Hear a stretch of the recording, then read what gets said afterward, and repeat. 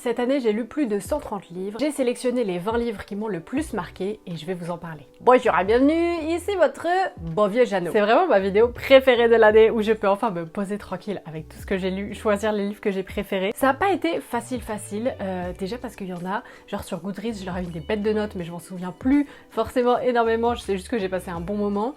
Il y en a parfois qui n'ont pas une note énorme mais qui me restent en tête et que c'est des lectures que je trouve marquantes. Donc je les ai divisées en quelques catégories et je vais vous les présenter tout de suite. J'ai la majorité avec moi mais pas tous parce qu'il y en a que j'ai lu en numérique, d'autres en livre audio et certains, je crois que je les ai prêtés mais je suis pas sûre. En tout cas, on va commencer par les thrillers et le premier que j'ai lu et adoré, c'est Le jour où Rose a disparu de Julien Sandrel. Vous verrez de manière générale, c'est par genre les différentes catégories de livres que je vais vous présenter, mais il y en a beaucoup autour de la condition des femmes et de sujets pas très fun, genre violence faite aux femmes, etc. Celui-ci, c'est l'un d'eux. Ouais, super pour commencer, mais c'est un livre que j'ai beaucoup aimé. Je connaissais pas Julien Sandrel, j'avais lu aucun de ses livres, il a l'habitude d'écrire des choses un petit peu plus chill, on va dire, je sais pas si c'est le mot. Et dans celui-ci, on se retrouve à Toulon. On va suivre le personnage d'Aïda, elle vient de commencer à travailler pour la maison des femmes qui s'y trouvent. C'est un lieu vraiment unique et elle va avoir beaucoup d'affection pour les gens avec qui elle travaille, mais qui font un boulot assez remarquable, et puis aussi assez patiente. Et il y a une personne qui va l'intriguer en particulier, c'est le jardinier. Il est plutôt mignon, ça va pas du tout on dirait avec le résumé, mais ça arrive. Il est plutôt mignon et il fait par exemple des ateliers autour des plantes et du jardinage pour les femmes qui viennent régulièrement à la maison des femmes. Et elle va être intriguée par cet homme qui a pas l'air de trop parler, personne sait trop son histoire. Et on va suivre une deuxième perspective avec l'histoire de Rose qui est à l'hôpital. Elle vient de se réveiller dans un hôpital à Bruxelles, elle se souvient pas du tout de ce qui s'est passé, juste du prénom Romain puisqu'elle l'a écrit sur sa cuisse avec un bout de numéro de téléphone qu'on voit plus vraiment. Et ces deux femmes, Aïda et Rose, elles se connaissent pas du tout et en fait plus l'histoire va avancer et plus bien sûr leurs chemins vont se connecter, sinon c'est deux livres différents, c'est bizarre. J'ai trouvé que les retournements de situation, moi c'est ma passion déjà, les retournements de situation, donc quand il y en a je suis contente, mais j'ai trouvé que ça se lisait bien, c'était efficace, qu'on nous parle de plein de femmes qui ont vécu des choses vraiment pas fun et que c'est fait avec beaucoup d'humanité. C'est écrit par un homme, alors au début je me suis dit ouais, est-ce que j'ai envie d'écrire, est-ce que j'ai envie de lire un livre qui parle de violence faite aux femmes, fait par un homme tout simplement, et en fait pour le contexte, ce livre, je l'ai lu pendant un événement avec d'autres influenceuses où genre, on a passé la journée à lire ensemble. C'était trop bien. Comme ça, on pouvait parler de « mais tu es arrivé à la page 212, qu'est-ce que tu en as pensé ?» et tout. Et en fait, la journée, elle s'est clôturée par un moment avec l'auteur. Et justement, je lui ai posé cette question de... En tant qu'auteur, en tant qu'homme, est-ce que vous vous sentiez légitime à écrire ce livre? Il a fait beaucoup de recherches, il est allé dans beaucoup de maisons de femmes, et en fait, quand il a fait son documentaire avec Alexandra Lamy, si je dis pas de bêtises, c'est un documentaire, elle travaille avec beaucoup de maisons des femmes. Et il y a une personne dans une maison des femmes qui lui a dit « mais en fait, Juju là, ce sujet-là, il faut en parler, il y a personne qui en parle. » Et c'est à ce moment-là qu'il s'est dit « bah ouais, je suis légitime pour le faire, et je vais faire de mon mieux avec ma position d'homme pour raconter tout ça. » Personnellement, je trouve que c'est bien fait. Là, c'est les preuves non corrigées, donc moi je l'ai pas dedans, mais sinon il y a plein de ressources à la fin. Donc je pense que ça peut être un super livre pour... parler de violence faite aux femmes de manière où c'est romancé, mais en fait, en lisant, on pense forcément à des femmes autour de nous, voire à soi-même. Et du coup, je pense que ça peut être un livre qui permet d'ouvrir des conversations. Peut-être, genre, je sais pas s'il y a quelqu'un dans votre entourage qui fait des choses pas très fun, se dire « Hey, ça te dit, on lit un livre ensemble, j'en ai entendu parler. Pareil que c'est un super thriller avec des bons rebondissements. » Et en fait, ça permet d'avoir des conversations derrière. Et ça, je pense que ça peut être vraiment un livre ressource hyper chouette. Je dis tout le temps chouette, j'en ai marre, ça c'est une de mes résolutions de 2026. Arrêtez de dire chouette. Alors, le deuxième livre, aucune idée d'où il est. Vraiment, c'est un mystère. Le problème, c'est que quand j'ai déménagé, c'est moi qui ai rangé mes bibliothèques. Donc, je sais pas où sont les choses. Parce que vraiment, j'ai ouvert les cartons avec les livres, j'étais en mode... c'est mort, je ne peux pas m'occuper de ça. Donc j'ai délégué vraiment sans aucun problème à une amie. Le deuxième thriller qui m'a beaucoup marqué cette année, c'est un roman de Freda McFadden. C'est pas La femme de ménage, que personnellement j'ai pas ouf apprécié. Je trouve que c'est un super bon premier thriller si on n'a pas trop l'habitude d'en lire, etc. Mais le côté rebondissement qui joue beaucoup pour moi, il n'est pas arrivé et je me suis attendue à certaines choses, etc. Par contre, pour celui-ci, j'ai rien vu venir. Il s'appelle La Psy et on va suivre l'histoire de deux jeunes mariés, Trissa et Ethan. Ils cherchent une maison de rêve et ils vont tomber sur un ancien petit manoir isolé où une ancienne psychiatre exerçait son travail. Sauf qu'elle a disparu 3 ans plus tôt. Déjà, dans quelle vie on se dit c'est une bonne idée d'aller vivre à un endroit où il s'est passé des trucs comme ça. Après, de toute façon, dans tous les logements qu'on prend, on le sait, je pense qu'il y a eu des trucs glauques qui se sont passés. Mais genre là, au moment de prendre la maison, on leur dit, au fait, il y avait une psychiatre qui était là juste avant. C'est pas trop où elle est, c'est chaud. Plus grand plaisir, on se retrouve dans une ambiance qui me rappelle Misery de Stephen King, où il y a une tempête de neige, ils peuvent pas bouger, ils vont découvrir des choses bizarres dans la maison. C'est Tricia, la femme, qui va être certaine qu'il s'est passé des trucs trop bizarres dans cette maison. Elle a l'impression qu'il y a quelqu'un en plus qui est en train d'y vivre. En plus d'eux, elle retrouve des empreintes, c'est hyper glauque. Et j'ai trop aimé. Les rebondissements, je m'y attendais pas du tout.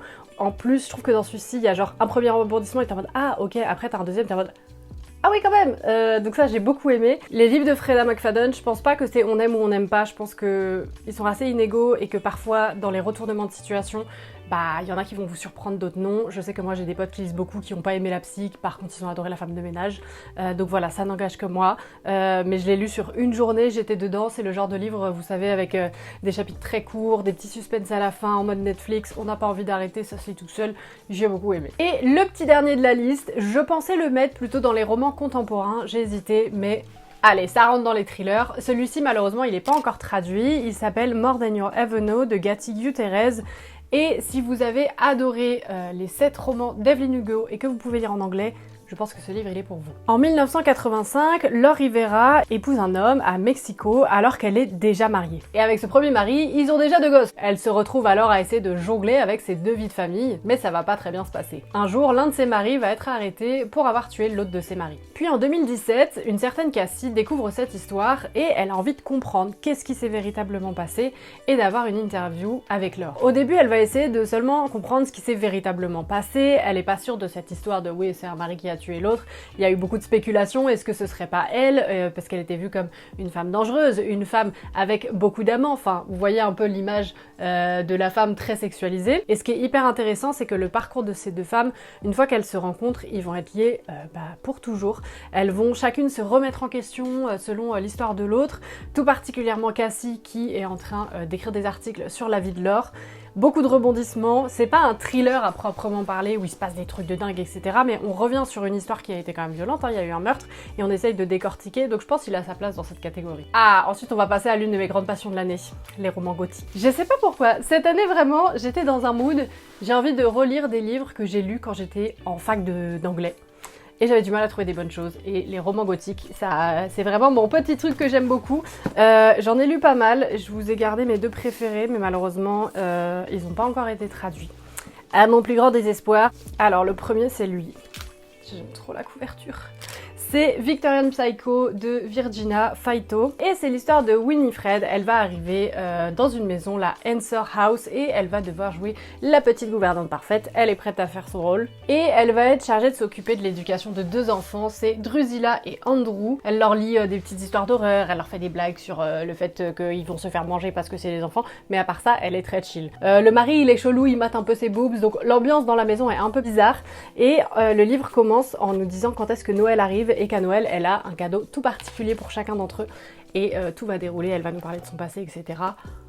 Impossible à lâcher. L'univers, si vous aimez les romans gothiques, franchement, incroyable. Le deuxième roman gothique que j'ai lu, cette fois il est plus grand, c'est Hungerstone de Cathy Dunn. Est-ce que aussi je me suis fait avoir par la couverture? Un petit peu. On va suivre Léonore. Elle est mariée à Henri, ça fait 10 ans qu'ils sont ensemble et il n'y a pas de bébé qui arrive. Donc l'ambiance elle est pas ouf dans leur mariage. Lui en plus, Henri il a de l'ambition, il veut vivre à Londres, etc. Bref, elle est tout le temps toute seule à la baraque.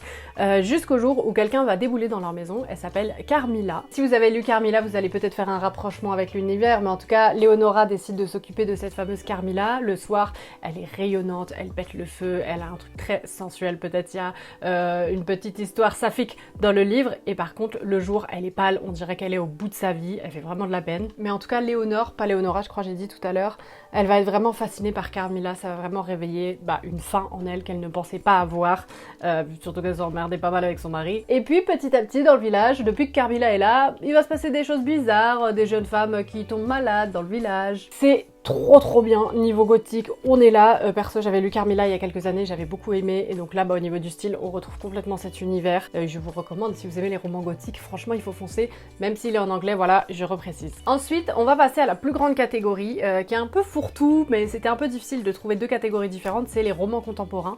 C'est ce que j'ai le plus lu, et on va commencer avec un que j'ai lu cet été, qui m'a fait pleurer.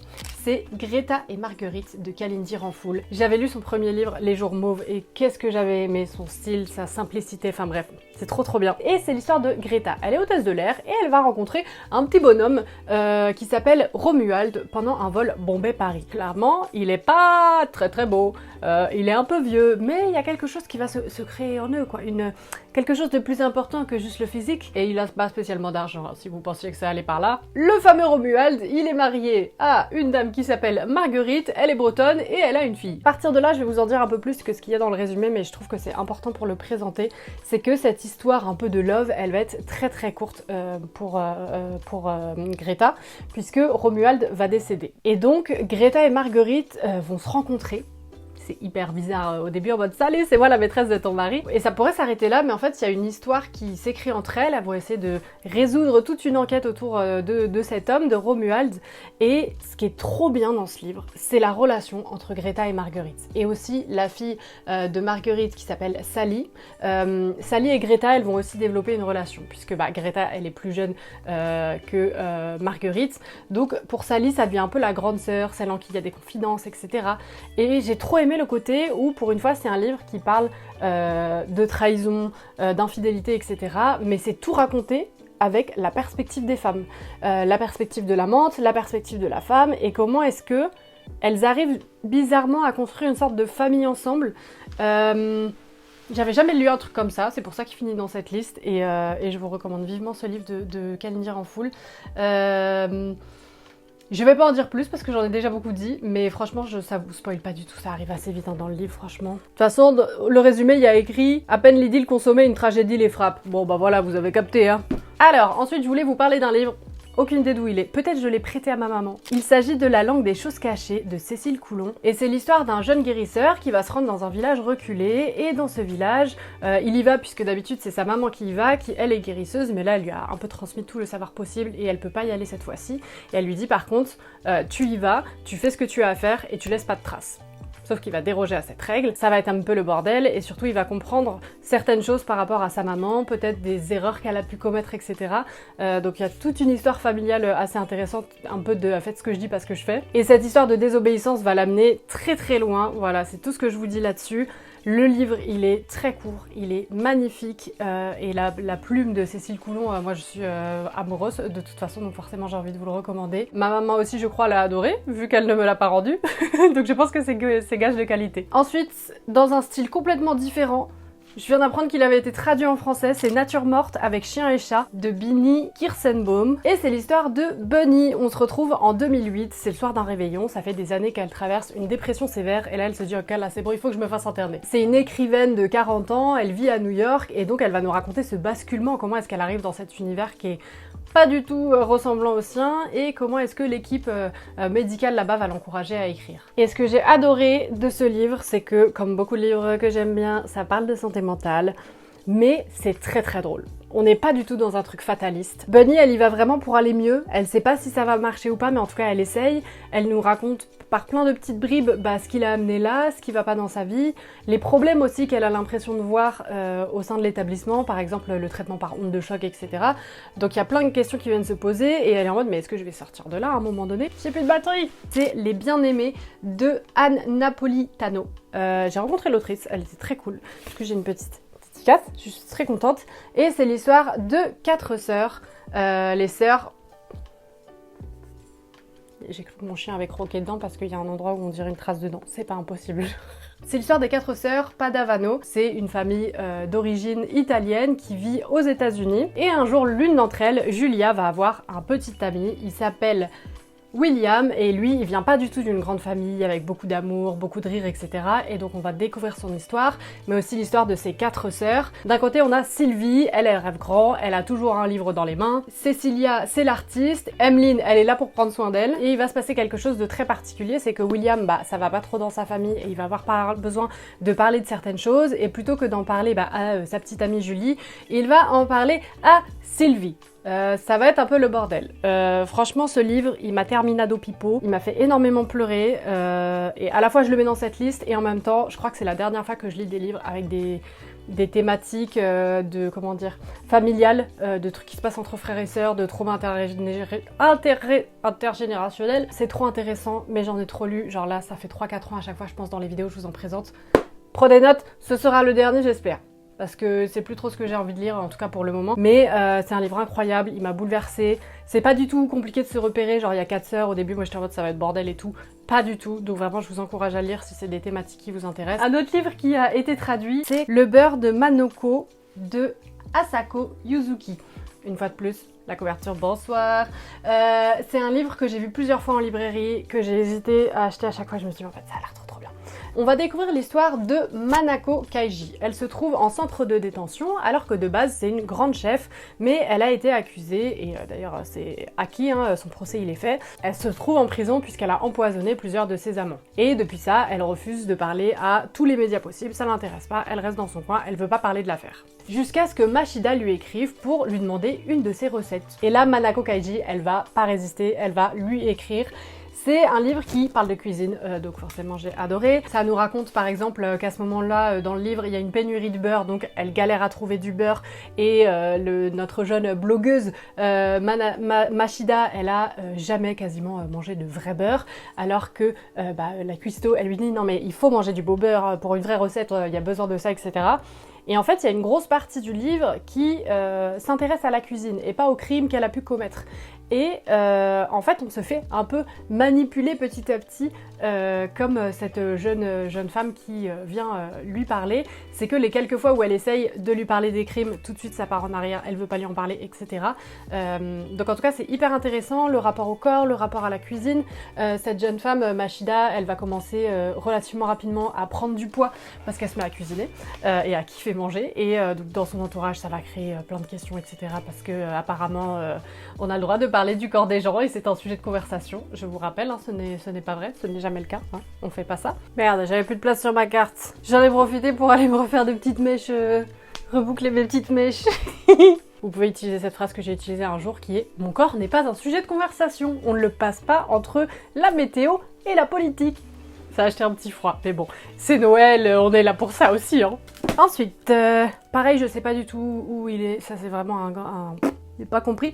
Et par contre, il n'est pas traduit encore en français, mais c'est le deuxième livre qui m'a fait trop rire. C'est Everyone in this room will someday be dead d'Emily Austin. Et c'est l'histoire de Gilda qu'on va suivre. Elle a entre 20 et 30 ans, elle est lesbienne et elle est absolument fascinée par la mort. En tout cas, elle y pense tout le temps. Elle a des gros moments d'anxiété et donc elle se dit ok, je vais aller voir un psy. Elle trouve une sorte de flyer et c'est ça l'élément déclencheur pour trouver un psy. Sauf que ce document en particulier, elle le trouve dans une église. Donc le jour où elle se pointe pour dire bonjour, j'ai vu ce flyer, en fait le prêtre croit qu'elle est là pour travailler sur sa santé mentale. Non, pas du tout, qu'elle est vraiment là pour un entretien d'embauche. Et comme elle a un peu honte de dire que non, elle dit oui, c'est... Bien sûr, je suis là pour ça. C'est vraiment absurde parce que elle se dit mais j'ai rien à faire là. Quand on lui demande si elle a quelqu'un dans sa vie, elle parle pas du tout de sa petite amie. Elle doit se souvenir comment ça se passe la messe, etc. Et elle gère aussi la boîte mail de l'église. Et elle va recevoir des messages trop mignons d'une dame qui s'appelle Grace et qui essaye de joindre une ancienne amie à elle qui fait partie aussi de l'église, etc. Sauf que cette personne, elle est décédée et Gilda, ça va lui faire tellement de la peine qu'elle va se faire passer pour cette amie de Grace et elles vont échanger de longs emails. C'est hyper drôle, hyper what the fuck et en même temps hyper touchant parce que elle essaye de garder un lien qui est en train de mourir et même elle va presque se faire une nouvelle amie en passant par cette personne jusqu'à ce que la police arrive. Là ça va être un peu moins drôle pour elle, pour nous c'est très très drôle. Mais en tout cas c'est un livre trop intéressant qui parle de santé mentale, du fait d'être gay, de religion, de ne pas se sentir à sa place et c'est tellement drôle, franchement. Si vous lisez en anglais, lisez-le, sinon j'espère qu'il va être très très vite traduit. Le prochain livre, c'est donc Gold Rush d'Olivia Peter, que j'ai trop aimé. Rose, sa life, c'est de faire des communiqués de presse, notamment sur des magazines, etc. Bref, elle se fait un peu chier. Et dans sa life, elle rencontre beaucoup de divas, des personnalités qui se la pètent, et elle va à des soirées hyper exclusives. Et un soir, à l'une de ses fêtes, elle va rencontrer Milo Jax. C'est un peu la pop star british du moment. Tout le monde l'adore, tout le monde a envie d'être avec. Et elle va passer une nuit avec lui, sauf qu'elle ne va pas s'en souvenir. Je vous laisse imaginer le type de raison pour laquelle, voilà, elle ne s'en souvient pas, mais à partir de là, sa vie va changer, elle va plus pouvoir revenir à sa vie d'avant, elle va essayer de reconnecter les points, de rediscuter avec ce monsieur, essayer de comprendre. C'est un livre qui parle de VSS, donc voilà, une fois de plus, je vous le pose, ne pas lire si vous n'êtes pas à l'aise avec ça, mais en tout cas, c'était hyper prenant de voir comment cette jeune femme, elle savait qu'il y avait un truc qui n'était pas normal. Elle a essayé de revenir en arrière et il y a plein de gens qui disaient mais attends, t'as couché avec la pop star du moment, t'as couché avec Milo Jax, tout le monde a envie de se le faire, c'est trop bien. Et elle arrive à passer au-dessus de ça, passer au-dessus de l'emprise, passer au-dessus potentiellement du truc de ouais le mec est célèbre et tout. Non, elle s'en fout, ça veut rien dire. Et j'ai trouvé ça assez fascinant, comment est-ce qu'on la soutient ou pas. J'ai un petit poil qui traîne dans sa vie, dans comment essayer d'aller mieux.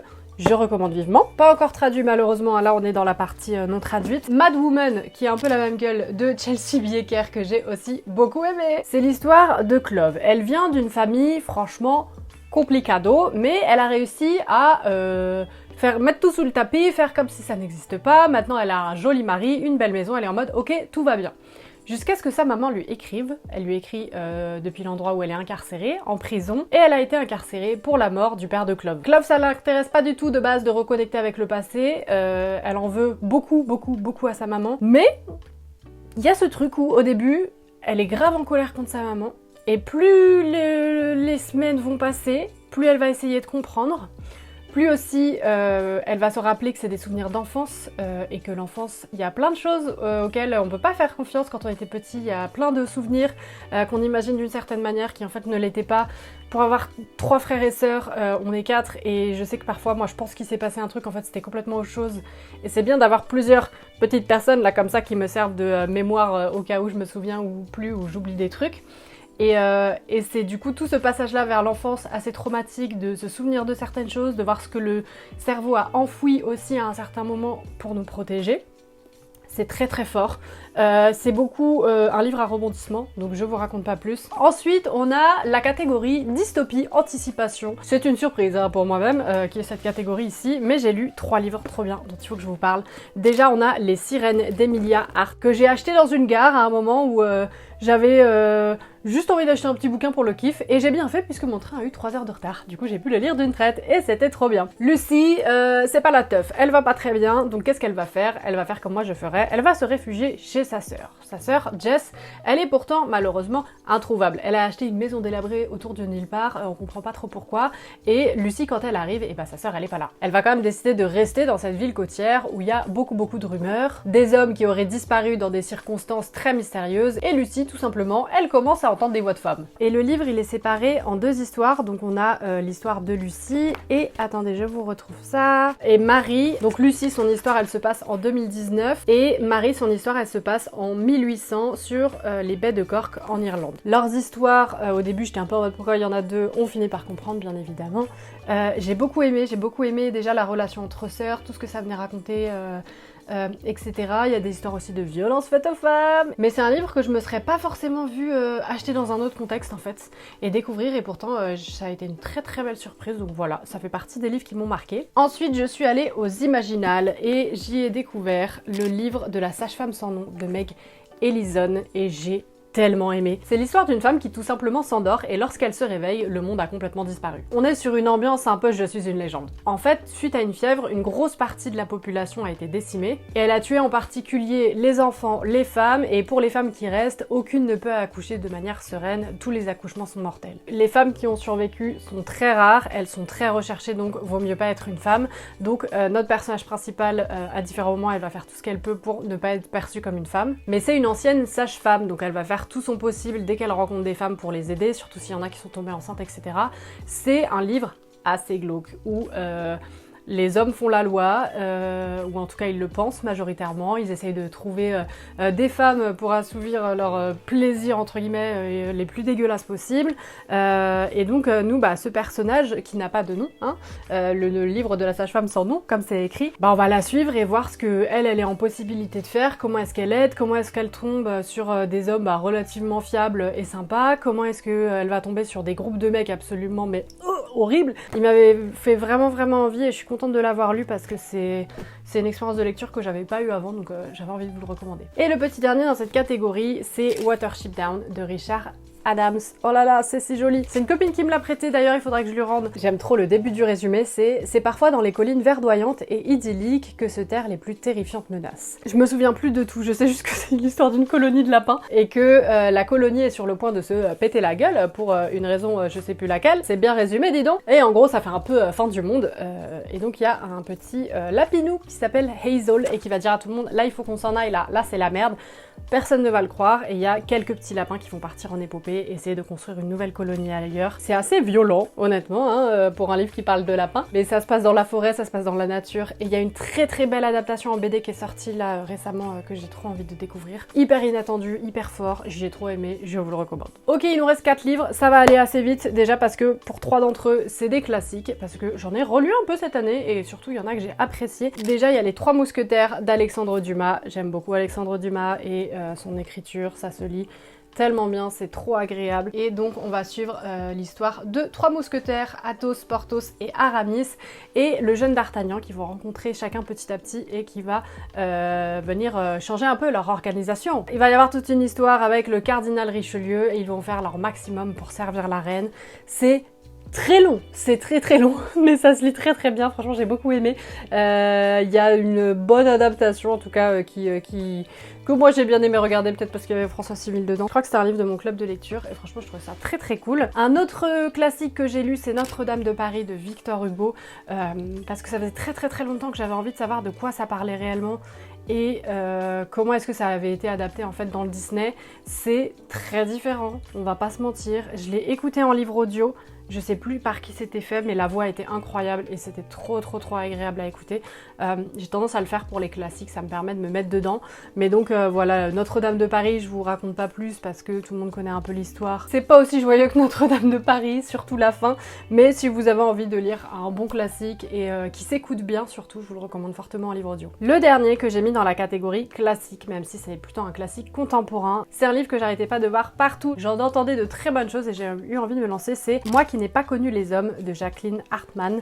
Je l'ai lu en numérique je crois. C'est l'histoire de 40 femmes, elles sont enfermées dans une cave sous la surveillance de gardiens qui refusent de leur parler et la plus jeune qui vient d'arriver, elle va essayer de tout faire pour partir. Tout le monde va lui dire non mais tu crois pas qu'on a déjà essayé, c'est pas possible, on est là depuis tellement longtemps. Donc il y a toute une période comme ça où elle essaye de se libérer et d'aider les autres jusqu'au jour où bizarrement elles vont être libérées d'un coup, l'endroit où elles étaient enfermées s'ouvre. Et donc elles sont libres. Mais il y en a qui préfèrent presque rester à l'intérieur parce que de sortir ça leur fait peur, elles sont jamais connues. Mais une majorité d'entre elles vont donc sortir, essayer d'aller découvrir ce qu'il y a dehors, de rencontrer aussi potentiellement d'autres humains, et ça va être le cas. On est sur un livre dont l'histoire est assez particulière, où quand je l'ai refermé je me suis dit j'ai jamais rien lu comme ça, et c'est pour ça que ça m'a trop marqué. La narratrice, cette jeune femme qui a envie d'emmener tout le monde avec elle et d'essayer de comprendre ce qui s'est passé, on a l'impression en fait qu'on est en train de marcher avec elle, quoi, qu'on est en train de faire toute cette expérience avec elle. L'histoire, elle est rondement menée, donc pareil, j'ai trop aimé ce livre. Et on arrive enfin à la fin. Ah, et j'ai bientôt plus de batterie. Et merde. Le livre en question, c'est un essai féministe d'ailleurs, c'est Nous sommes la voix de celles qui n'en ont plus, de Paola Guzzo et Cécile Rousset. Pour être tout à fait honnête, Paola Guzzo, c'est une copinette à moi, mais en tout cas, c'est une BD qui va revenir sur la création des collages. Ça se passe donc à partir de fin août 2019. Une militante propose sur les réseaux sociaux à des inconnus de se réunir pour un premier collage collectif contre les féminicides sur les murs de Paris. En quelques semaines, le mouvement s'étend comme une traînée de poudre.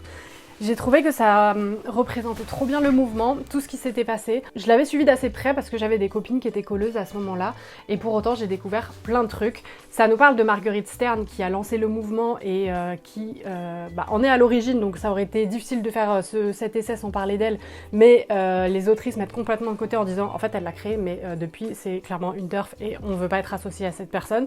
Donc ça vient nous raconter ça. Ça permet de revoir aussi des moments comme ça où sur les murs il y avait des choses qui étaient écrites et moi quand j'allais à la fac, quand j'allais en école, ça me faisait du bien de lire ça. Je trouvais que c'était un moyen tellement simple de reprendre un peu de place dans l'espace public. Je vous le recommande vivement, vivement, vivement. Et j'ai plus de batterie donc je vais m'arrêter là. C'est donc tout ce que j'avais pour vous aujourd'hui ma team Jeannot. J'espère vraiment que cette vidéo vous aura plu, que toutes celles de l'année d'ailleurs vous auront plu.